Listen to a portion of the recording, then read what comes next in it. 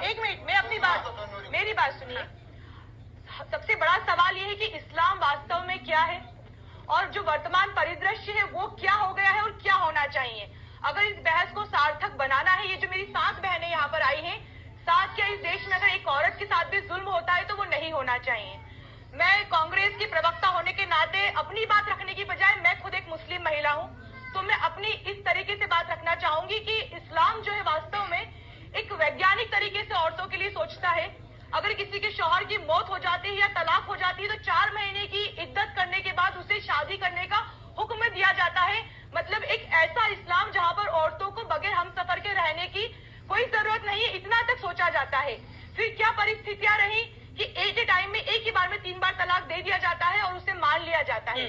Islamic طلاق جو ہے وہ قرآن میں 1 مہینے دینا ہے, دوسری بار اس میں صلح ہونا چاہیے, سمجھائش ہونا چاہیے اور 3 مہینے کا وقت ہونا چاہیے. مانتے ہیں آپ لوگ اس بات کو؟ لیکن اب آپ سنیے یہ کہاں سے آیا کہ آپ سن رہے ہیں چاروں چپ چاپ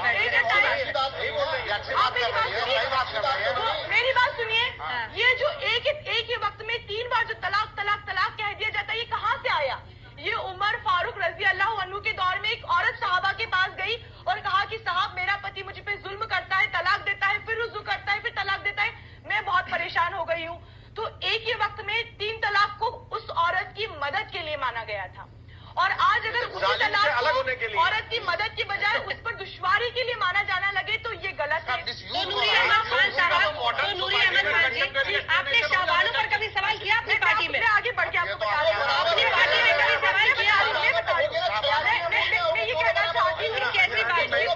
اگر ایک بار نہیں سمجھ میں آ رہا, مجھے کلیئر کر دیجیے. مجھے ٹرپل طلاق کی آڑ میں یہ چلتا رہے؟ نہیں, میں بتا رہی ہوں آپ کو, میں اس میں یہ چاہتی ہوں کہ جس طریقے